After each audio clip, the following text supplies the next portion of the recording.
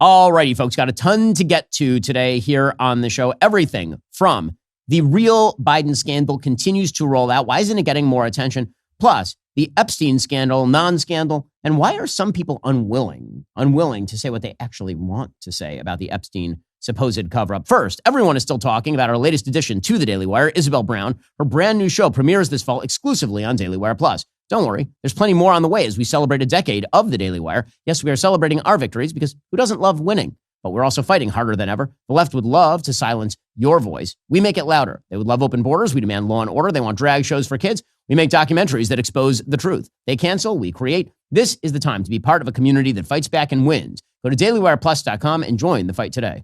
Alrighty, so we're going to get to the latest on the Epstein scandal, the cover-up or non-cover-up in just a second. First, the actual biggest scandal of the last 20 years is, of course, that Joe Biden was not sentient for the last several years of his presidency, and this is becoming more and more apparent every day. Amazing story out of the New York Times where the headline absolutely does not match the content of the story as per our usual arrangement. So the headline of the story in the New York Times, Biden says he made the clemency decisions that were recorded with Autopen.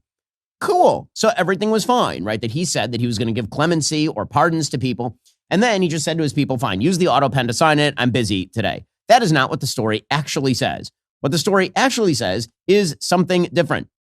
Okay, what does it say? Well, apparently, according to the New York Times, the full picture of what Mr. Biden did on pardon and clemency decisions and how much he directed those decisions and the actions of his staff, including the use of the Autopen, may come down to tens of thousands of Biden White House emails that the National Archives has turned over as part of the investigation by the Trump White House and the Justice Department.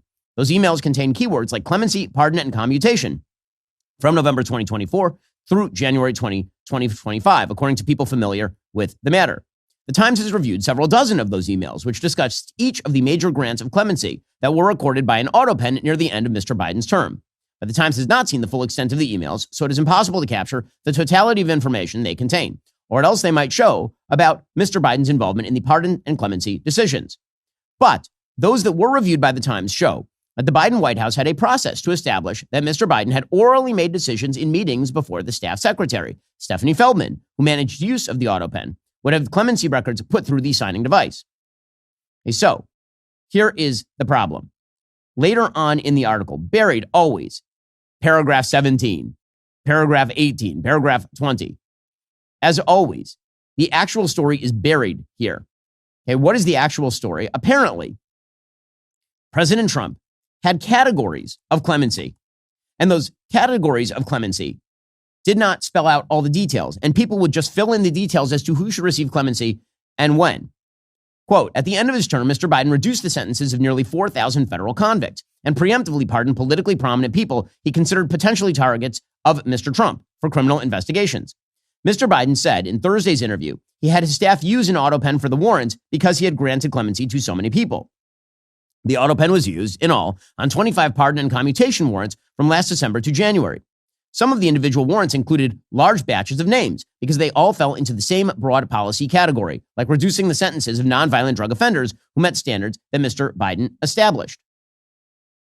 Over the next 3 months, Biden made 4 major sets of clemency actions that were recorded with an Autopen. 3 applied to broad categories of people. And as it turns out, Mr. Biden, here's the key, is buried like 3/4 of the way down in the story. Mr. Biden did not individually approve each name for the categorical pardons that applied to large numbers of people. He and aides confirmed. Rather, after extensive discussion of different possible criteria, he signed off on the standards he wanted to be used to determine which convicts would qualify for reduction in sentence. Even after Mr. Biden made that decision, one former aide said, the Bureau of Prisons kept providing additional information about specific inmates, resulting in small changes to the list. Rather than ask Mr. Biden to keep signing revised versions, his staff waited and then ran a final version through the Autopen, which they saw as a routine procedure, the aide said. Okay, so that's amazing. That is his aide admitting the quiet part out loud, that basically Biden said, here's a broad category of people, nonviolent drug offenders. Go do something about it. And then his people scurried around and came up with a list, and the list kept changing. And instead of informing the president of the United States who was on the list, what their specific crimes were, what their stories were, they just ran it through the Autopen based on a giant category. That's crazy. That's crazy. When you give commutations of sentences, those are commutations to individuals. If you want to pardon everybody in a broad clemency category, like, for example, Jimmy Carter with draft dodgers, then you have to do that as a broad category. Everybody who dodged the Vietnam War draft is now pardoned, or their sentences would be commuted. But that's not what Biden did. What he did, he didn't pardon every single nonviolent drug offender in the land. He pardoned specific drug offenders in the land. Biden said in the interview that he discussed each of the high-profile individuals with aides. Okay, well, he may have discussed the high-profile individuals with aides, but that's not what his aides are saying. His aides are saying, all those low-level people, like the nonviolent drug offenders you decided to pardon, we just created a list and then we pardoned them ourselves, which is crazy. And again, this speaks to how insane it is that for several years we did not have a president of the United States, that somebody else was governing the country, that it was either Dr. Jill Biden, the greatest doctor in all the land, or Hunter Biden, the coke fiend who committed a felony gun crime, or his advisors like Jake Sullivan. And the fact that this has somehow slipped to like number 10 on the list of scandals that Americans care about is pretty wild. It seems like this should be not only the number one scandal in the country right now, it should be like one of the top scandals of all time. Like, there's no question this is worse than Watergate. Watergate, the question was whether the president had authorized a break-in at the Democratic National Headquarters.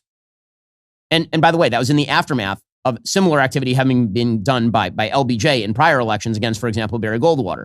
Here you're talking about whether the president of the United States, his health condition, was covered up by everyone around everyone in his cabinet, everybody in the media who knew about it, people who were dealing with him on a daily basis. I mean, just last week, you had his personal doctor at the White House taking the fifth so he would not have to explain what Joe Biden's actual mental status was, which is absolutely insane.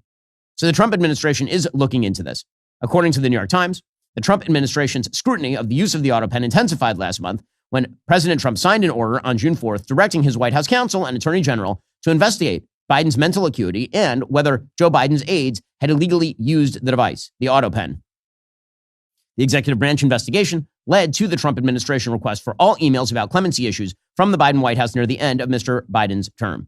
Under National Archives procedures, Biden could have raised objections, but apparently he didn't. Congress is going to be looking into this as well. So here's the thing about a scandal and a conspiracy.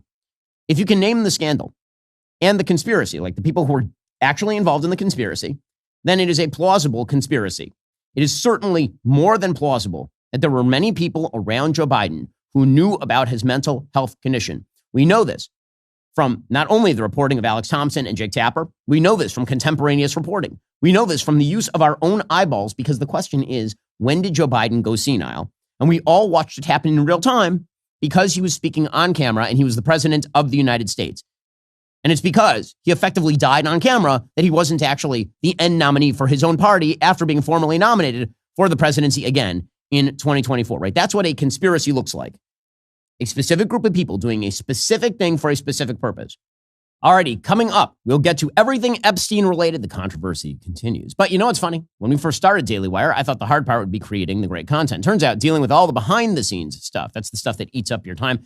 I know I'm not alone. When you're a business owner, every second of your time is incredibly valuable. So don't waste your energy and risk losing money dealing with time-sucking payroll issues, office politics, HR infractions. Focus on the stuff that matters most. Running your business with help from Bambee. Here's what makes Bambee different. They give you access to your very own dedicated HR manager at a fraction of what it costs to employ somebody full-time. And get this, Bambee costs just $29 a month, whether you have 10, 75, or even 100 employees. If I had Bambee when I was first building my team, it would have saved me countless hours and headaches. Instead of getting bogged down with paperwork and compliance issues, I could have focused on growing my show and connecting with my audience. With Bambee's HR Autopilot, you'll never have to waste your valuable time getting into the weeds of HR policies, onboarding, or terminations. Plus, Bambee is month to month, no hidden fees. You can cancel anytime. Right now, get 1 month of Bambee for just $1. Go to Bambee.com, type in Ben Shapiro under podcast to schedule your first call with an HR manager right now. That's 1 month of Bambee for just $1 at BAMBEE.com. Ben Shapiro podcast. Also, what does feeling truly safe at home mean? Well, I used to think good locks, a loud alarm, that those were enough. And then I realized that real security isn't just about responding to threats. It's about preventing them entirely. That's why I use SimpliSafe for proactive protection that keeps my studio and employees secure before anything can happen. Most security systems only spring into action after somebody's already broken in, but by then, it's too late. Simply Safe's new Active Guard outdoor protection actually stops break-ins before they happen. Their AI-powered cameras work with live monitoring agents who can spot suspicious activity around your property in real time. If someone's lurking where they shouldn't be, agents can talk directly to them, flip on spotlights, and call police if needed, all before anything happens to your home. There are no contracts, no hidden fees to worry about. It's easy to see why over 4 million Americans trust Simply Safe. CNET named it the best home security system of 2025. Newsweek and USA Today ranked them number 1 for customer service. Plus, monitoring plans start at just around $1 a day. They back it all up with a 60-day money-back guarantee. Check them out right now. Simply Safe is great. We use it here at the studios to protect everything. Visit simplysafe.com/Shapiro. Claim 50% off a new system with professional monitoring plan. Get your first month for free. That's simplysafe.com/Shapiro. There's no safe like Simply Safe. Okay, so now we move over to the Epstein scandal, which continues to burn up the headlines, particularly in the world of the internet. So President Trump is getting very frustrated with this. He's getting very frustrated because the DOJ and the FBI came to a conclusion. We read you the entire letter last week. The DOJ and FBI came to a conclusion. The conclusion was, 1, there is no actual Epstein list, meaning a list of third parties to whom Jeffrey Epstein and Ghislaine Maxwell were trafficking underage girls. That list does not exist. Okay, that was the conclusion of the DOJ and the FBI. 2, Jeffrey Epstein did in fact commit suicide. Conclusion of the DOJ and the FBI. 3, he was not in fact an intelligence agent blackmailing people. There's no evidence of that, according to the DOJ and the FBI. Okay, those are the conclusions of the DOJ and the FBI. Okay, those are the conclusions. And as I said last week, maybe they're lying. I mean, possible, sure. Maybe there's other evidence out there. I have not seen it. I don't know any more than Tucker Carlson or Steve Bannon or anyone else. And I don't know any less than Tucker Carlson or Steve Bannon or anyone else. But I do know who knows more than I do. And those are the people at the DOJ and the FBI who actually looked at the evidence. And as I said last week, either you have to call them liars who are engaged in the most massive cover-up of a child sex trafficking ring of all time, or Pam Bondi is a screw-up. Those are the two choices. Hey, there's not really a third choice. So President Trump is getting frustrated with all of this because he says, listen, they looked at the evidence came out. Why are we still on this? And listen, I think the reason we're still on this is because Pam Bondi, the Attorney General, screwed this up. I think Pam Bondi, the AG, when she came out earlier this year and she did an interview where she seemed to suggest the Epstein list was on her desk. And to be fair to her, if you watch the entire interview, she makes the case that she's talking about all the Epstein documents are on her desk and she's looking at them. Okay, fine. But the other thing that she did, of course, was she went out there and claimed there were tens of thousands of hours of tape.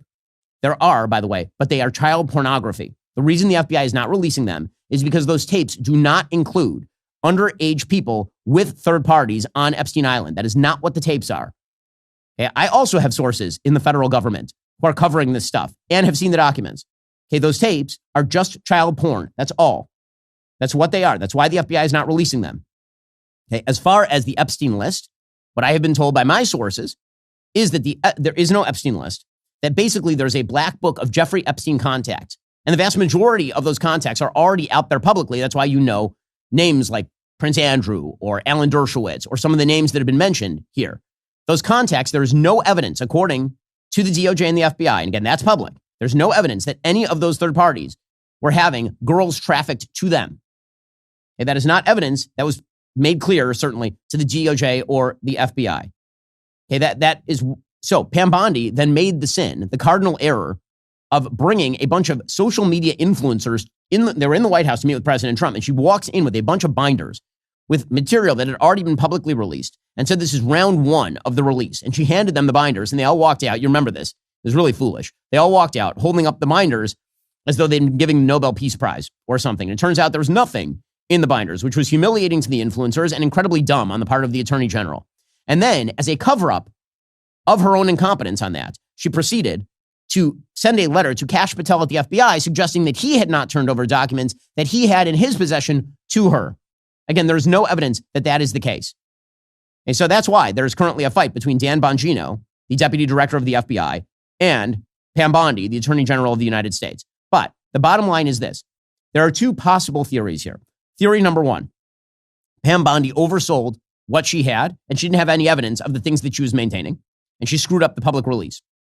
And 2, the entire administration, including Donald Trump, J.D. Vance, Kash Patel, Pam Bondi, Dan Bongino, and everyone else in the administration is actively covering up a sex ring. Those are the two possible theories. I'm going to go with the Pam Bondi screwed everything up theory, Why? Well, because I know the people. I know Kash Patel. I know Dan Bongino. I know the president. I do not think that they are lying to you about a cover-up of a child rape ring. And as I'll make clear in a moment, I think that the people who are making the accusations that's happening should have the actual balls to say that that's what they're accusing Donald Trump of. Some people are. And you know what? More power to them, because at least they're saying the thing that they're saying clearly. Then there are a bunch of cowards out there who are making those sorts of accusations. Oh, there's a cover-up. Oh, it's the CIA. Oh, it's Mossad. Oh, it's MI6. Oh, it's the Saudis. And this administration is actively engaging in a cover-up, but they won't say who. Okay, well, if you say you have a conspiracy theory, spell it out. Who? Who's the guy? Is Donald Trump actively covering up sex crimes? Right? If you're going to say that, just say it. Otherwise, you are a coward. You are a coward. Say the thing you want to say. Have the courage of your convictions. In any case, President Trump is irritated with all of this because he's like, we have actual important things going on in the country. And listen, I think it's important that the American people have answers to questions like, was there an Epstein list, considering what Pam Bondi said? And if she says there's no Epstein list, she should answer questions about that, right? She's the one who said it. I didn't say it. She said it, or kind of said it.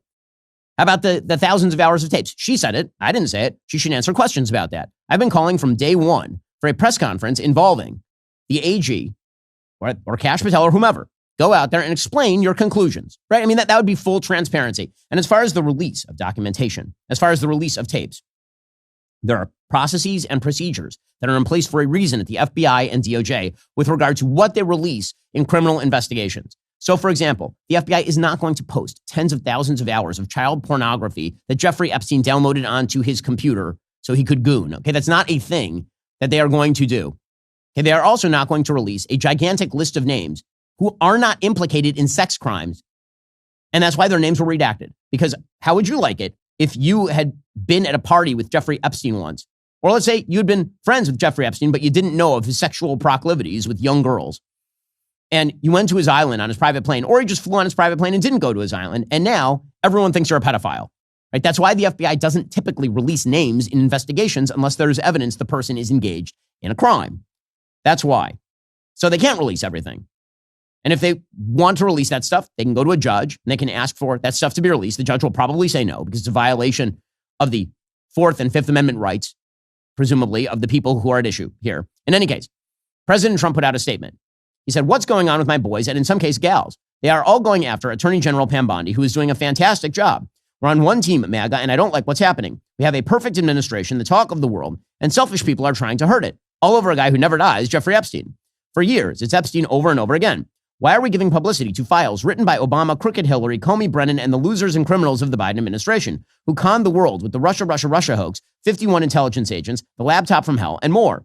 They created the Epstein files, just like they created the fake Hillary Clinton, Christopher Steele dossier they used on me, and now my so-called friends are playing right into their hands. Why didn't these radical left lunatics release the Epstein files? Okay, the case that he's making here is that the Biden administration was talking a lot about the Epstein files, or at least there was reporting on it, and then they were in charge for 4 years. So why didn't they release any of that? Right? They could have. So why exactly did not they release any of that? He says if there was anything in there that could have hurt the MAGA movement, why didn't they use it? This is a real question that President Trump is asking.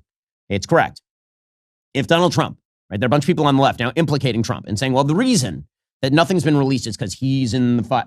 As I said last week, what do you think the chances are that Joe Biden and Merrick Garland and the rest of Team Biden would not have released information on Donald Trump with young girls if they had it?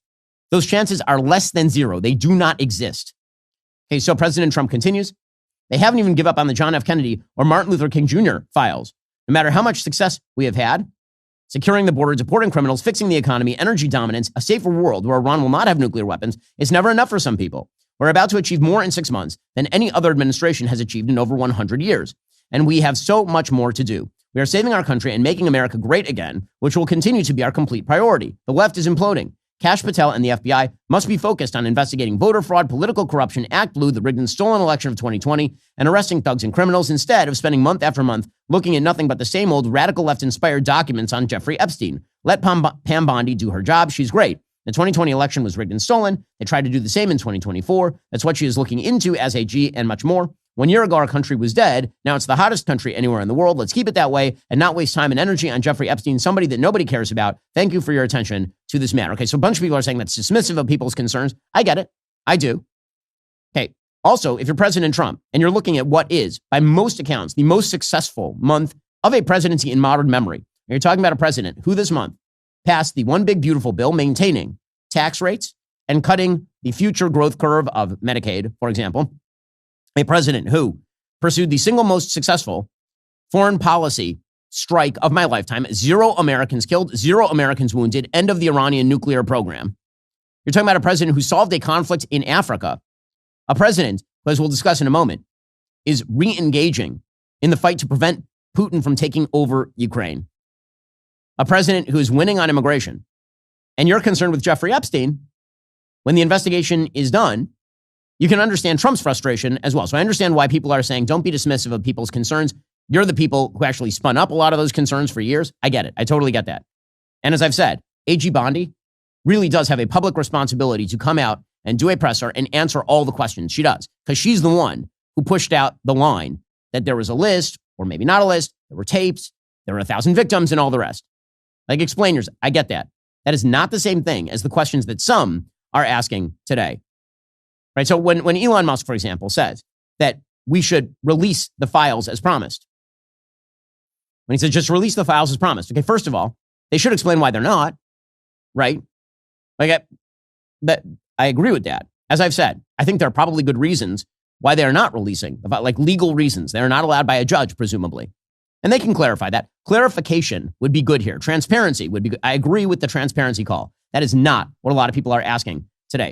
Artie, coming up, members of the administration, and also, by the way, members of the Israeli government denying that Epstein had anything to do with intelligence. You can believe them or not believe them, but at least say who you're calling a liar. Before we get to that, folks, let's say you already like shooting. Great. What if I told you you're only getting half the experience? Here is the reality. Shooting suppressed isn't just quieter, it's much more enjoyable. Less recoil, tighter groups, no more ears ringing like you just left a rock concert. Silencer Shop helps take your shooting experience from ordinary to extraordinary because your firearms should be fun and functional. Now, here's the good news. Silencer Shop is the easiest way to get a suppressor, period. They've helped more Americans get silencers than anyone else, and approval times, they're faster than ever. Their expert team helps with the paperwork, connects you to a local dealer, and gets you shooting suppressed without any hassle at all. Silencer Shop actually puts its money where its mouth is. They're one of the loudest voices fighting for your Second Amendment rights, backing real legislation, pushing for real change. Thanks to Silencer Shop for fighting for our Second Amendment rights and for supporting the channel. Click the link in the description. Learn more about shooting suppressed or visit youtube.com/Silencer Shop. Silencer Shop, because your rights and your ears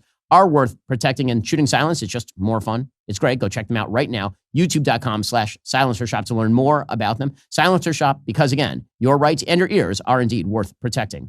Also, the administration is doing a lot of good economic work, but also there's a lot of uncertainty that remains out there. And as people see that uncertainty, they're moving into things like precious metals. That's why I recently bought more gold from Birch Gold. Over the past 12 months, gold's value has surged by 40%, driven by central banks purchasing record quantities and global instability reaching levels not seen in decades. Luckily, Birch Gold has made owning physical gold remarkably straightforward, allowing you to easily convert existing retirement accounts like IRAs or 401ks into tax-sheltered gold IRAs, or simply purchase gold for secure home storage. It's really simple to do. You give them a call, ask all your advice. They'll give you good advice. And then when you're ready, purchase some precious metals. I did that. Just text my name, Ben, to 989898. Birch Gold will send you a free info kit on gold. There's no obligation, only useful information. With an A+ rating with the Better Business Bureau and tens of thousands of happy customers, including me, take control of protecting your savings today. Text the word Ben to 989898 to get started. Again, text Ben to 989898. There is a reason that the price of gold has been increasing in recent years, and that reason is uncertainty breeds more investment in precious metals. It's what smart people do, diversification. Go check them out right now. Text the word Ben to 989898 to get started. So Kash Patel torched the conspiracy theories, the head of the FBI. The conspiracy theories just aren't true. Never have been. It's an honor to serve the President of the United States, President Trump, and I'll continue to do so for as long as he calls on me. Now, again, this has turned into a bit of a fight between Dan Bongino and Pam Bondi. Dan, my understanding is, wants the Attorney General to admit that she blew the rollout of this thing and oversold it. And she apparently does not want to admit to that. That is my understanding of the situation right now. And so it's turned into sort of this internal firefight. With that said, none of that is the questions that are being asked by both the left and then the horseshoe theory right here. And again, I'm going to give credit to the people who are actually just saying the thing out loud, because again, at least they have the courage of their convictions. So Alexandra Ocasio-Cortez on the left, she says, wow, who would have thought that electing a rapist would complicate the release of the Epstein files?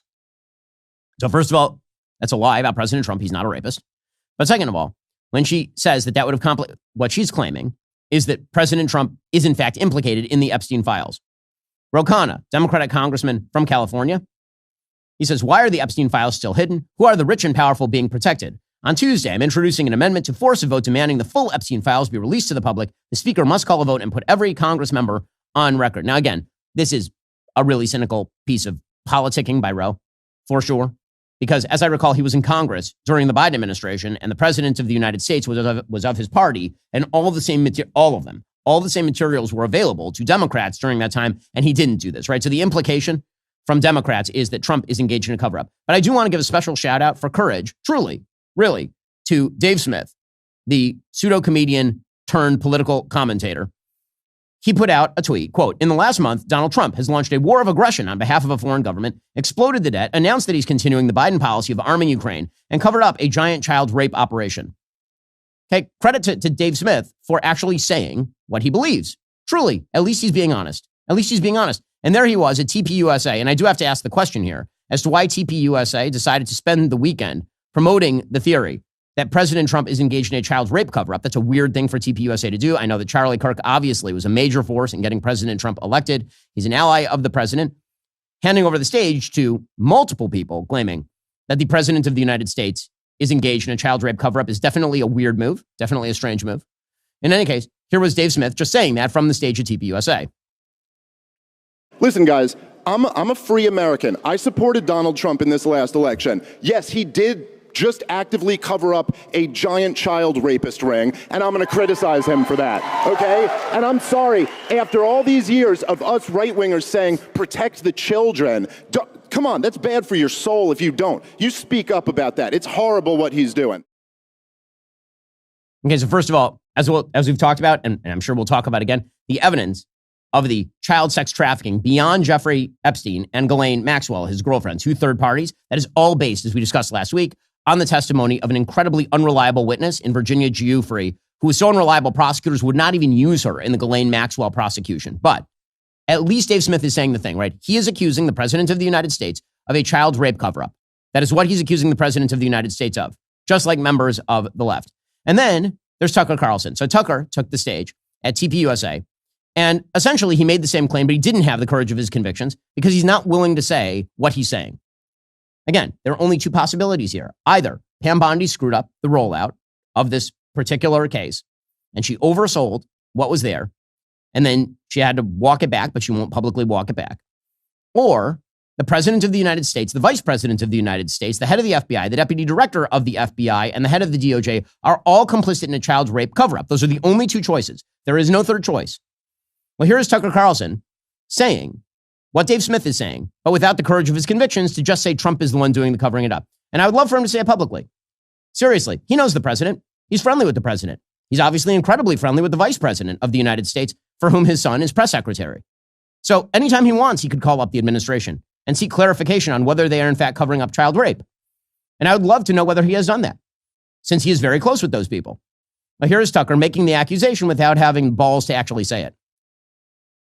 But the fact that the U.S. government, the one that I voted for, refused to take my question seriously and instead said, case closed, shut up, conspiracy theorist, was too much for me. And I don't think the rest of us should be satisfied with that. Okay, so ask the president. So ask him. Seriously, you got his phone number. We know the president talks to Tucker. We know that J.D. Vance frequently talks to Tucker. Ask the question. Seriously. Do it. One of the things you'll notice about Tucker, he's very good at sort of speculating about problems without offering any solutions or trying to solve them. So if he really believes, when he says the U.S. government is covering up the conspiracy, who is the U.S. government at this point? Who is the U.S. government? Really, who is it? Name the people. When we're talking about Joe Biden, we can name the people. Jill, Hunter, Jake Sullivan, his domestic policy advisors. We can name the individuals, not some sort of broad category of the U.S. government. If he wants to accuse Donald Trump of being complicit in a child rape gang cover-up, then he should just say his name. He should just do it. And why won't he? I think we all know the answer to why won't he. Here is Tucker then asserting that it was actually Mossad. Again, without evidence, not a shock. Of course, this is where Tucker was going. This has become the hot speculation on the internet, is without evidence. You say that Mossad was running Jeffrey Epstein. When I say without evidence, I mean without evidence. Naftali Bennett, the former Israeli prime minister, said, quote, "As a former Israeli prime minister, with the Mossad having reported directly to me, I say to you with 100% certainty, the accusation that Jeffrey Epstein somehow worked for Israel or the Mossad running a blackmail ring is categorically and totally false. This accusation is a lie being peddled by prominent online personalities such as Tucker Carlson, pretending they know things they don't."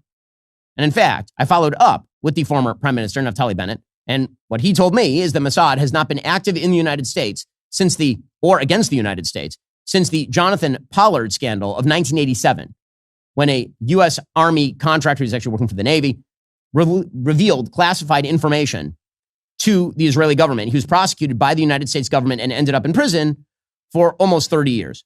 And so Israel since then has not spied on the United States with Mossad. But in any case, even if you don't believe Naftali Bennett, that's fine. The United States government says this isn't true. Okay, Dan Bongino and Kash Patel and J.D. Vance and the president of the United States say this is not true. But Tucker is going to throw it out there as though he knows something. And so all I would ask is, okay, if you're so certain, show me the evidence. I'm asking him the same thing that I'm asking Pam Bondi. Show me the evidence or lack thereof. Right? That's how you answer questions. If you're going to ask a question, you have to demand an answer to that question. Otherwise, you're not asking a question. You're positing a theory without any evidence and calling it a question because you stick a question mark at the end of it. Did you rape your dog? Did you rape your family dog? And then no matter what anyone says, well, you probably did. You know what? I know you did. I know 100% you did. And that's not just asking questions. That would be positing a theory, a specious and terrible theory without evidence. Here is Tucker doing just that. And moreover, it's extremely obvious to anyone who watches that this guy had direct connections to a foreign government. Now, no one's allowed to say that that foreign government is Israel because we have been somehow cowed into thinking that that's naughty. There is nothing wrong with saying that. There is nothing hateful about saying that. There's nothing anti-Semitic about saying that. There's nothing even anti-Israel about saying that. Okay, well, I mean, if you have evidence, that's true. If you have no evidence and you're just throwing that out there, then it starts to look at the very least non-journalistic and not truth-bearing. He continued to double down on this, of course. And again, remember, in the end, this is not really about Mossad. In the end, what this is really about for Tucker Carlson is who's covering it up. It wasn't Israel that was prosecuting Jeffrey Epstein. Jeffrey Epstein's an American citizen. It was the United States government that was prosecuting Jeffrey Epstein. So again, if Tucker would just like to say that the Trump administration is actively covering up a sex grooming ring, a child sex trafficking ring on behalf of a foreign government, why doesn't he say President Trump's name or J.D. Vance's name or Kash Patel's name or Dan Bongino's name or Pam Bondi's name? He knows all those names. He knows all those people. Here he was with Charlie Kirk on stage. The real scandal here is who he was working for and where the money came from. That's the actual scandal. And no one will say anything about it because the answer... Was it American intelligence? No. Was it Saudi intelligence? Was it British intelligence? It was Israeli intelligence. And everyone's embarrassed to say that because you're not allowed to say that or something because you're a hater, but you're not a hater at all. Not a hater at all when you just throw out theories without any evidence whatsoever. And by the way, again, avoiding the chief point, which is, let's assume that Tucker's right. Let's assume that it was Mossad. Okay, that means the United States government is complicit on behalf of Mossad in a child rape scandal. Who is the United States government? Donald J. Trump. So, Tucker, just say it. Just say it. Weird, you won't. Strange. Almost cowardly, actually. And then he doubled down again with another TPUSA personality named Alex Clark. Do you agree with Candace Owens that the reason we are not going to see the client list is because Israel is implicated? Israel is implicated. I'm just going to say that. I mean, the former prime minister of Israel, Ehud Barak, lived at Epstein's townhouse on and off for years. And so, absolutely. Okay, so the fact that Ehud Barak, who is a complete scuzzbag, Ehud Barak is terrible. He's awful. the fact that he was involved with Epstein no more implicates Mossad than the fact that a huge number of prominent people in the United States were involved with Epstein implicates the CIA or President Trump. President Trump knew Jeffrey Epstein. So if you want to make that claim, just make it. But I noticed again, you're not. Okay, this, of course, culminated in Tucker suggesting that I don't even want to ask the questions. Again, I'm fine with whatever questions you want to ask as long as you demand actual evidence for the answers. If you ask a question and then any evidence provided is dismissed in favor of your favorite pet theory, you're not seeking answers. You are positing a theory. That's all. Anybody who asks obvious questions like, hey, were you running a sexual blackmail scheme in my country? Shut up, says Ben Shapiro, you're an anti-Semite. Well, no, I'm not. Why is it not a fair question? There's tons of evidence this is happening.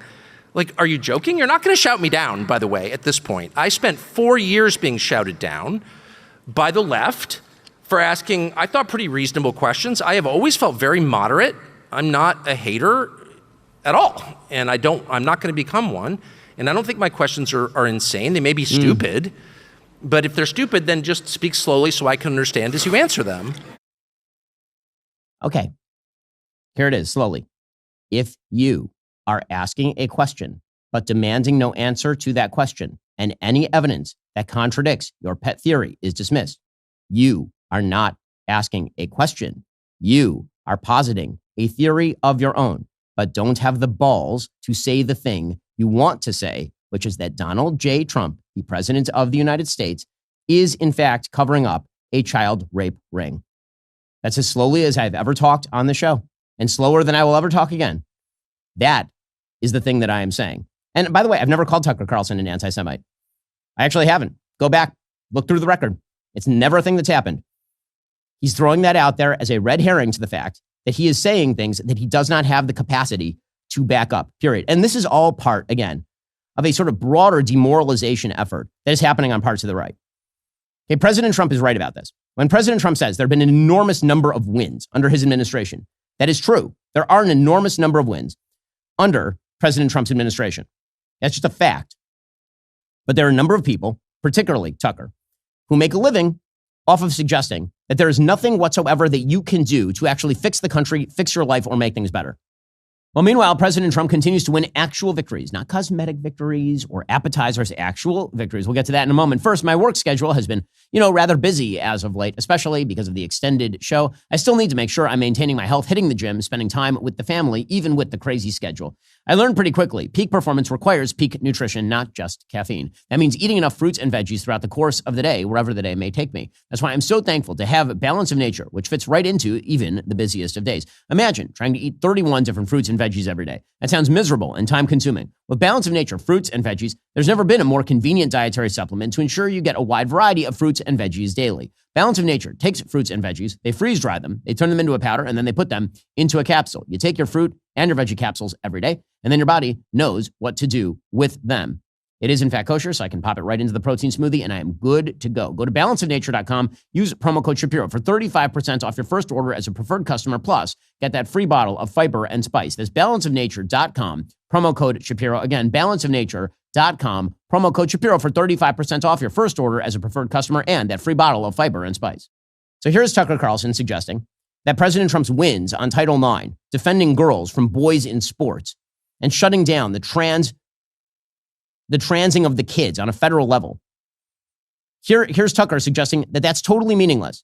And then moving on to a series of problems for, again, which he will not name an actual solution because he's not interested in solutions. He's interested only in running down the United States, most prominently, including even when President Trump is the president of the United States. If you deny people what they actually want long enough and instead substitute things that you claim they should want, like bombing Iran, I'm not for Iran, where you spend all day telling me that it's so important that, boys not playing girls' soccer teams or whatever. I agree. I hate the tranny stuff passionately. I think you should keep the boys off girls' soccer teams. But I don't know. It kind of feels like you're feeding me appetizers. At some point, I want to look around and see a better country. I want to see a country I recognize. I don't want to see people sleeping on the sidewalk. I don't see people ODing on drugs. I want to know where those drugs coming from. Why can't you stop it? You've got the U.S. military. Don't you have SEAL Team 6? Like, what are they doing today? Don't you have Delta Force? You could give me another segment about how impressive the U.S. military is? I believe you. Why aren't they employed to make my country better? Why are my cities disgusting? I don't even want to go there. It smells like weed and halal food. And you're lecturing me about how it's a great moral victory that I kicked the boys off the girls' soccer team? Good, I'm so glad. But let's do the real stuff, like making New York livable. Okay, so we can stop there. What is the real stuff he's talking about? Seriously, what is the real stuff? And who's the president of the United States whose name he will not mention? For some reason, he treats the president of the United States. He sort of treats him as though he is Voldemort. If you say his name, he will appear. But all the things he's saying right here are condemning the president of the United States. Let's just be very clear about this. When he says that people are being distracted by bombing Iran, who's the one who bombed Iran? The president of the United States. When he says it's a distraction to get the boys out of the girls' sports, which is not a distraction, it is a major issue in the United States that we ended the trans threat to truth and reality. When he says that, who did that? That was Donald J. Trump. And then he says he's feeding appetizers. But he wants a country, he says, where people aren't sleeping on the sidewalks, which, by the way, is typically a local and state issue, where people aren't ODing on drugs. And then he says, why can't you stop it? You've got the U.S. military. Don't you have SEAL Team 6? I have a question. Is Tucker in favor of using SEAL Team 6 to go after the Mexican drug cartels? I kind of am. So I would love to know if Tucker is in favor of an interventionist conflict in Mexico in order to take out the Mexican drug cartels.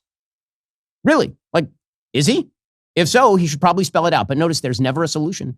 He doesn't even have anybody on to discuss these problems on his show. He will never talk about how to solve the problems. This is why I say it's about demoralization. It's about making you feel about the country. Because there is never a solution emerging from Tucker Carlson. I'll give this to Zoran Mamdani, who I think is one of the worst people in American political history. His solutions are absolute trash garbage. But at least he's offering some. Tucker goes out there and doesn't offer any solutions at all. Instead, Tucker goes out there and posits that everything is wrong in the world. Every victory is, in fact, an appetizer or a loss. In fact, he says, elites are using Iran as a distraction while they steal our money. I have a question. Who bombed Iran? Why don't you say his name? Say it. I dare you. I triple dog dare you. The president of the United States is the one who pulled the trigger on the Iran attack, the most successful single foreign policy move of my lifetime. Tucker Carlson said it would lead to World War III, catastrophic loss of American life. All of that was absolutely wrong, and not just wrong, but yes, dumb, because it was based in specious information. But he won't say the president's name. Here we go. How about just a middle-class life? Can they get married young, as I did, and have 4 kids and, take a couple jobs, work hard and all that stuff? But in the end, it's fine. Can they do that? Or is that so remote a possibility that you need to tell me that Iran is the real threat to take my mind off the fact that you stole the money and screwed up my country beyond recognition? Oh, stole all your money and screwed up. Iran is, who is he talking about there? The president of the United States is the one who authorized the strike on Iran. Did he steal your money and screw up your country beyond recognition? Who was it exactly? He uses a lot of they language, I noticed, without specifying who it is that we are talking about here, Tucker Carlson. And can we be real about the economics for a second? The reason that the middle class has declined in the United States is because the upper middle class has grown by leaps and bounds. That is the actual reality. The share of adults who live in middle class households has changed. The share of adults who live in upper income households has picked that up. That is the reality of change in economics over time in the United States. In the United States, in 1970, according to the Census Bureau, 43% of Americans were in the top 20% by income group. 42% were in the middle 40 by income group. By 2013, 51% of Americans were in the top 20%, 37% were in the middle 40%, and only 12% were in the bottom 40% in terms of income. So, in other words, this idea that the middle class can't get ahead, and when Tucker Carlson does this, I'm just standing up for the poor middle class routine. I would just like to point out that Tucker Carlson grew up silver spoon. Whenever he talks about, will his kids be able to grow up in America? Well, I mean, his son is the press secretary for the vice president of the United States, so I feel like his kids are going to be okay. The running down of America, while the party that he supposedly backs is in power, doing things that conservatives like, is pretty astonishing, actually. Tucker would then go on to just mirror the language of Alexander Ocasio-Cortez and the rest of the Democratic Socialists of America, going after Bill Ackman, who he says was in league with Jeffrey Epstein now. How do you know they're getting away with scams? I'll tell you how, because they're useless and they're rich. So how do you come to a place where some of the least impressive, most useless people who have no actual skills become billionaires? How's that legitimate? And by the way, if you ask this question, at least in Washington, it's like, oh, well, yeah, sounds like you're a socialist. Sounds like socialism. Yeah, okay, I'm a socialist now. All right. I was a Qatari agent or a bigot. Now I'm a socialist. All right. Leaving aside my committed socialism, can you answer the question? How did Bill Ackman get $9 billion? Bill Ackman, a pretty impressive guy? I know Bill Ackman. No. Okay, so first of all, Tucker Carlson's judgment as to who's an impressive guy seems flawed, considering that he believes Vladimir Putin, the prime minister of Qatar, and the president of Iran seem to all be very impressive guys, at least in his estimation. Tucker Carlson, when he says, I'm not a socialist, and he sort of just dismisses that out of hand. Okay, that's fine. I'm not calling you a socialist. I'm just saying that the things you're saying line up perfectly with Alexander Ocasio-Cortez. The way that Bill Ackman made his money is through investment. In fact, Bill Ackman put out a long thread yesterday explaining precisely how he made his money. By the way, I love when Tucker says things like, well, he has no actual skill set. Let's be real about this. Tucker's in the same business that I'm in. Okay, Tucker has a skill set. Tucker's skill set is that he's incredibly articulate, he's quite brilliant, and he knows precisely what he is doing in order to get an audience. And that's a skill set, and he has monetized that skill set. How many jobs has Tucker Carlson created? I would wager to say significantly fewer than Bill Ackman in the United States. Why? Because Bill Ackman has created enormous amounts of economic activity through investment. So he put out a long post yesterday, Bill Ackman did, responding to Tucker. Quote, Tucker Carlson went on a rant yesterday at TPUSA and suggested that I was in Jeffrey Epstein's constellation of people who have been getting away with scams. His evidence is that the most useless people have no actual skills becoming billionaires. He referred to me as an example of one of the most useless billionaires in Jeffrey Epstein's constellation. In order to address Tucker's defamatory statements, I thought it would be useful to share a few facts. I never met Jeffrey Epstein, flew on his planes, went to any of his parties and or properties, or interacted with him ever.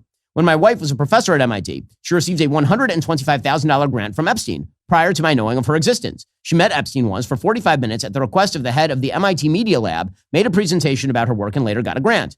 That was the last time she ever met or spoke to Jeffrey Epstein. If this is why Tucker thinks I am in Jeffrey Epstein's constellation, it's clear he doesn't know anything about astronomy.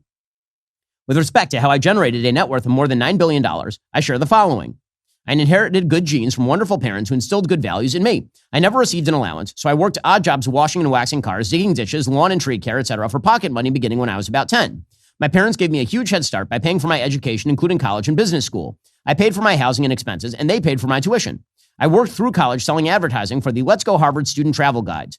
I learned a lot about sales working in the basement of a dorm, smiling and dialing small hostels, hotels, and car rental companies around the world selling ads to strangers. After college, says Bill Ackman, I went to work for my dad's real estate mortgage brokerage company. I received a $40,000 draw and generated more than $600,000 in commissions in 18 months, making me one of the largest, if not the largest producer during my short term there. I received only 15% of the commissions I generated, which contributed to my choosing to pursue an alternative career as an investor, and went to business school to learn more about investing. When I graduated from business school, my parents gave me $100,000 in a settler trust. My dad said I would never inherit anything more, as he wanted me to make it on my own. The funds never left the trust, and I don't include them in my net worth. My good economic fortune comes largely from compounding, that is, investing over the long term and building a successful investment business. And then he goes on to talk about how exactly he did this and how he launched Pershing Square due to backing from Joe Steinberg and Ian Cumming of Leucadia National Corporation, which in 2013 merged with another company. And he talks about how he met him and how he invests. And he says, my net worth today comes from three principal assets. One, my initial investment in the Pershing Square funds has increased 56 times since Pershing Square's inception due to compounding. I also increased my investment in the Pershing Square funds over time by reinvesting incentive fees net of taxes that I earned from our investors. And in 2017, during a rough patch, I doubled down by borrowing $300 million and investing more. My investment in the Pershing Square funds today is worth about $2.5 billion. Two, the management company, which employs me and the rest of Pershing Square, has become a very profitable business over time. I started Pershing Square with de minimis capital. We sold a 10% interest in the business last year to strategic investors at a $9.5 billion pre-money valuation. I own about half of Pershing Square Management Company, the value of which grows as we compound the value of the funds we manage. My interest in Pershing Square Management Company is worth about $6.5 billion today.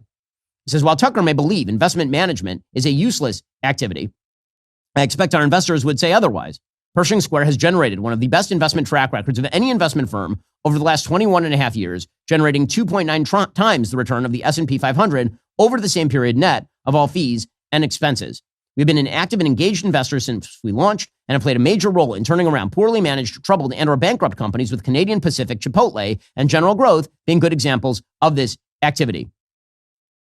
Okay, so again, pretty amazing stuff. You know, the fact that Tucker seems so overwhelmingly unhappy with the United States as run by Donald J. Trump and his administration is pretty astonishing. Of course, his animus doesn't stop there. He also went after Fox News, suggesting that Fox News is anti-Christian, which again is a very, very wild contention, that Fox News is anti-Christian. Fox News literally will pray in the name of Jesus on the air. But apparently, according to Tucker, they're anti-Christian. Why? Well, we'll let him tell another TPUSA personality. She thought they were really anti-Christian. Oh, Fox. really? Yeah. Do you agree? Oh, of course. Yeah. Why do you say that? It just makes them uncomfortable. They're not comfortable with that at all. If you said on Fox, which I don't think I ever did, I probably should have, but like, hey, how are the Christians of the West Bank doing? Like, how's Bethlehem doing, where Jesus was born? The church and the nativity. It's got to be. That's not the most sacred site in Christendom. I'm not sure what is. Jesus was born in Bethlehem. It's the church of the nativity. Let's call the rector of the church of the nativity and ask him what he thinks of Israeli occupation. Just as a Christian, I think it's totally fair. Whoa. I mean, you'd be out of there. Okay, so notice that the example that he uses as to Fox being anti-Christian is actually him being anti-Israel. Okay, maybe the reason that Fox was not happy with Tucker, if Tucker would have tried to do that, is because what Tucker means by that is that he would have called up the Reverend Dr. Munther Isaac, who actually had on his show a few months back, I think last year, and allowed him to just spout nonsense about the Israeli occupation. Okay, Dr. Munther Isaac, who was on Tucker's show and who didn't fact check for one single solitary second, operates within the Palestinian Authority and in coordination with the Palestinian Authority, the terrorist group that governs the West Bank that he's talking about, and that governs Bethlehem. That particular person portrays Jesus as, quote, a Palestinian under occupation. He refers to Israel as an apartheid state. He holds a Christ at the Checkpoint conference, routinely featuring speakers who refer to Israel as illegitimate. Okay, none of this has to do with Christianity. He had nothing to say of substance about October 7th and said, quote, the biblical basis for Christian Zionism is as strong as the biblical basis for justifying, defending, and endorsing a genocide. It is this simple about Christian Zionism. Again, I'm using Munther Isaac as the example of what Tucker's talking about, since Tucker had him on his program. At no point was it mentioned in that interview that Bethlehem was a majority Christian city in the early 20th century, and then as Muslim Arabs crowded in, it was reduced to a small minority. Nor is it mentioned in that interview that in April and May of 2002, during the Second Intifada, Palestinian Authority-linked terrorists, including Fatah terrorists, used the Church of the Nativity as a refuge after committing a full-scale terrorist attack and fired shots from it at Israeli troops. Okay, at no point does Tucker talk about any of that. He's never talked about the fact that Hamas imposed strict Sharia law in the Gaza Strip, reducing the Christian population to effectively near zero. He's never mentioned the fact that land seizures by Muslims in Bethlehem are actually quite common, and that in interpersonal disputes, the PA actually, well, supposedly being a secular law body, imposes Sharia law in many interpersonal disputes, delegitimizing Christians. Again, maybe that's, but the idea that Fox News is anti-Christian is such an absurdity on its face. But again, in the end, what is all of this about? What is all this about? Well, I don't know what the motive is. I'm not going to attribute motives. What I am going to say is it's demoralizing. It's demoralizing. Every Trump victory is apparently nothing. Not only that, perhaps Trump is engaging in a sex ring cover-up, but he won't say it. So here's my final point about the Epstein of it. As I've said, at this point, maybe 1,000 times, Pam Bondi should do a full-scale press conference revealing everything she knew, everything she doesn't know, when she knew it, what the evidence is, and all the rest. That's where transparency is good. Baseless conspiracy theorizing based on no evidence, said with great certainty, is not in fact a question. It is a theory you are positing. And if you refuse to have that theory falsified in every way, it's not a theory anymore. It's a religious belief. Beyond that, if you're going to accuse the Trump administration of an active cover-up of a child rape ring, you should just say it. Honestly, if you're going to be, again, I will name check Dave Smith because he was brave enough to just say it. If Tucker believes the same thing as Dave Smith, he should just say it as well. Otherwise, he's not telling the truth to his audience and he is hiding the ball. And meanwhile, it turns out that the Trump administration continues to actually win, like important victories, like actual real things happening, not appetizers, not demoralization ops. And so after the victory of the big, beautiful bill in the House of Representatives and the Senate, Speaker Johnson said that Republicans have a responsibility of fixing every metric of public policy Democrats destroyed over the 4 years of the Biden-Harris administration. He said this with Fox News anchor Maria Bartiromo. He also contended members of his party are implementing a playbook designed to take advantage of the GOP controlling the House, Senate, and White House. He said, the big, beautiful bill is the first big step. We have multiple steps. We have long planned at least 2, possibly 3 reconciliation bills, one in the fall, one next spring, that would continue to allow us to do this on a partisan basis where we only need Republican votes and don't have to drag Democrats along. And so he's looking forward to more bills coming out of the Congress. Meanwhile, the State Department has been laying people off. You want to talk about cutting into the deep state? Laying people off at the State Department is a huge part of this. This, of course, led to a bunch of wokesters protesting at their own firing and pretending that they are great victims of the evil Trump purge. And to those that have been riffed, to those that have been fired today, I just want to say I'm sorry. And you have deserved better than this. I think every single person, when you leave this building, you walk through out those doors for the final time, you should do it with honor and dignity. You should not do it out of humiliation and out of this type of weaponization of politics. You deserve better. People weeping openly in the streets.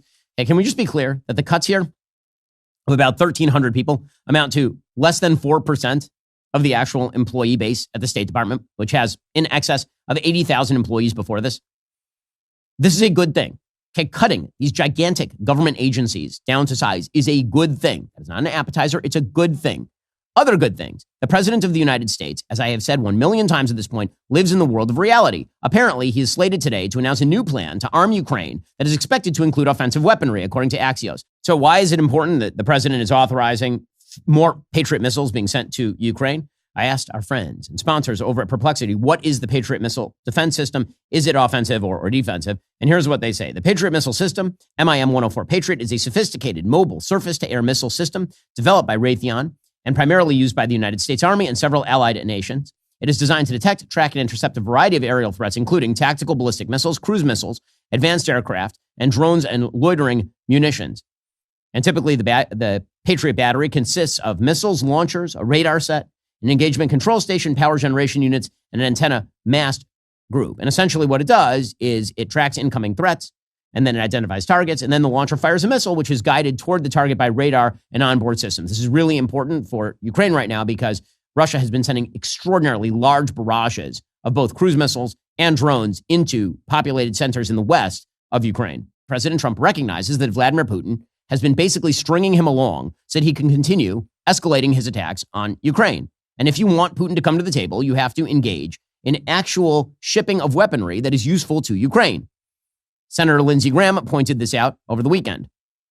Dick and I have got 85 co-sponsors in the United States Senate for congressional sanctions with a sledgehammer available to President Trump to go after Putin's economy and all those countries who prop up the Putin war machine. And this congressional package that we're looking at would give President Trump the ability to impose 500% tariff on any country that helps Russia and props up Putin's war machine. He can dial it up or down. He can go to 0 to 500. He has maximum flexibility. But we're going after the people who keep Putin in business and additional sanctions on Russia itself. This is truly a sledgehammer available to President Trump to end this war. Okay, so meanwhile, China is getting more and more aggressive. Obviously, China continues to increase its presence in the Pacific. The United States is moving to counter that under the Secretary of Defense, Pete Hegseth. According to the Wall Street Journal, China's military is extending its reach deeper into the Pacific, sending ships and aircraft into new territory in a push that has spurred the United States to strengthen defenses and alliances in the region. That, of course, is a good move by the Trump administration. A lot of the trade war is directed at boxing China in, which is a worthwhile thing. It also means that we should be pursuing closer relations with places like the Philippines, like Japan, like South Korea, all of the countries that effectively ring China geographically. Meanwhile, The president continues to do well with his economics, despite the sort of ballast of the tariff war that has continued under President Trump. According to the Wall Street Journal, the economic fallout from President Trump's policies may prove less dire than feared. Economists expect stronger growth and job creation, lower risk of recession, and cooler inflation than they did 3 months ago, according to the Wall Street Journal's quarterly survey of professional forecasters. The reason? The journal's previous survey was conducted at the height of the president's threat to impose eye-watering tariffs on America's biggest trading partners. He paused some of those tariffs shortly thereafter. And this is right. The president is still engaging in certain tariff activity that is likely to boost prices in those sectors. So, for example, he put a 50% tariff on copper imports. Kevin Hassett, the director of the National Council of Economic Advisors, here was Kevin Hassett explaining. The bottom line is that if there is a time of war, then we need to have the metals that we need to produce American weapons. And copper is a key component in many American weapons. And so as we look forward to the threats that America faces, the president decided that we have plenty of copper in the U.S., but not enough copper production. And that's why he's taken this strong step. Now, again, the reality is we get most of our copper at this point from Chile, so I'm not sure that this is a necessary step. And will it provide, again, some ballast on the growth of the economy? Sure. But so far, markets have been shrugging this off, largely because after many of these big announcements are made, there is a move by the Trump administration to actually shave off the rough edges, which is what the markets are appreciating right now. They're recognizing that in the end, the administration does not want to undercut its own economic position. President Trump may have a predilection toward tariffs, a predilection I do not share, as I've made very clear on this program many times, actually. But in the end, the policy that is emerging is not the original policy that is, in fact, articulated. And meanwhile, on immigration, President Trump continues to win. On immigration, President Trump has suggested that he has a new plan for migrant workers, but it is not, in fact, amnesty. According to Axios, President Trump's immigration crackdown has put his administration between a MAGA rock and a special interest hard place. Trying to balance those competing interests, the Department of Labor has created the Office of Immigration Policy. It's designed to be a red tape cutting one-stop shop to help employers get faster approval for temporary worker visas for non-citizen labor. The Office of Immigration Policy has no stats on how many employers it plans to work with. Officials say it will have a customer-centered policy with employers. Now, you can disagree with this policy, but a senior administration official says this is not amnesty. It is not amnesty light. No one who is here illegally is being given a pathway to citizenship or residency. So essentially, it is a bit of a work program. You can agree with it or disagree with it. I think there's a strong case actually both ways on this particular issue. However, the one thing that is absolutely clear is that the resistance from the left is failing and failing dramatically politically. I mean, when you have Mayor Karen Bass, one of the worst mayors in the country, calling on law enforcement to require that Border Patrol give over raid information in advance, because the other day, the Trump administration raided a marijuana farm employing underage illegal immigrant labor. Like, this is not going to fly politically for the Democrats. So the executive directive that I will be signing in a few minutes is to help the city family, to help the city workforce, to help the city departments and all of the general managers essentially develop preparedness plans that have specific protocols and that help city workers know how to address immigration officials should they approach a city department. And we are submitting a FOIA, a Freedom of Information Act request regarding the dates and locations of all enforcement activities in Los Angeles. I mean, unbelievable. Unbelievable. And this, of course, follows hard on the LA City Council member Imelda Padilla asking LAPD's chief to give immigrants a head up on ICE. So basically, she's now saying that she wants Border Patrol to give a head up to illegal immigrants on ICE raids. I'm asking a creativity question here. What can your department do to do more to warn us, to warn the business community that outside of our LA borders, coming in from Inglewood, coming in from Antelope Valley, I don't know, you can warn us so that we can warn our folks in the spirit of your loyalty to the city of Los Angeles? So you're asking me to warn you about an enforcement action being taken by another agency before it happens? Yeah. Yeah, we can't do that. Why not? That would be obstruction of justice. You may want to talk to the city attorney about that. So again, this is the approach of the left. Okay, if this is your approach on these issues, then may I suggest that things are not going particularly well for you. honestly, if you are the left at this point. So, I mean, it is a lot of victories for the Trump administration, despite what those who would demoralize Trump supporters have to say about all of that. Meanwhile, it is 1 year since the attempted assassination of the president of the United States in Butler, Pennsylvania. President Trump gave an interview in which he says, listen, there's been an investigation. I was satisfied by the briefing from Secret Service. Here's what he had to say. So they briefed me numerous times, the FBI, the Secret Service, sort of everybody. DOJ, Pamela's doing I think she's doing a fantastic job. But they briefed me, and I'm satisfied with it. They should have had somebody in the building. That was a mistake. They should have had communications with the local police. They weren't tied in. And they should have been tied in. So there were mistakes made. And that shouldn't have happened. And that building was a prime building in terms of what they were trying to do. So, but I was satisfied in terms of the bigger plot, the larger plot. I was satisfied. Okay, so again, that's President Trump, I think, taking a pretty solid view of what happened. This is why when people say, well, he's covering up investigations, President Trump. Okay, well, the investigation into his own assassination attempt. He's saying, listen, they did a review. I accept the review. All right. Senator Rand Paul has been on the warpath about all of this. He says the Secret Service didn't want to assess blame when it came to all of this in the first place. I think it was a cultural cover-up for the agency. They did not want to assess blame. They did not want to look internally, and they wanted to discount any of their actions that might have led to this. This was a cover-your sort of moment, and I do believe that they did know. There's no way that the director of Secret Service, that she did not know that these requests had been made. And so, yes, it was a huge failure.